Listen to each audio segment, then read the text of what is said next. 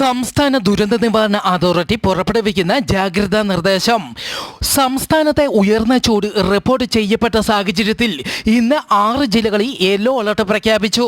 കൊല്ലം, പത്തനംതിട്ട, കോട്ടയം, എറണാകുളം, തൃശൂർ, പാലക്കാട് ജില്ലകളിലാണ് yellow alert പ്രഖ്യാപിച്ചിരിക്കുന്നത്. പാലക്കാട് ഉയർന്ന താപനില 37 ഡിഗ്രി സെൽഷ്യസ് വരെ എത്തുമെന്നും കാലാവസ്ഥാ വകുപ്പ്. ദാഹമില്ലെങ്കിലും പകൽ സമയത്ത് ധാരാളം ശുദ്ധജലം കുടിക്കുക.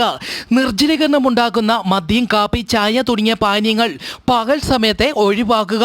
പകൽ 11 മണി മുതൽ 3 മണി വരെയുള്ള സമയത്തെ തുടർച്ചയായി സൂര്യപ്രകാശം ശരീരത്തിൽ ഏൽക്കുന്നത് ഒഴിവാക്കുക. പഴങ്ങളും പച്ചക്കറികളും ധാരാളം കഴിക്കണമെന്നും അറിയിച്ചു.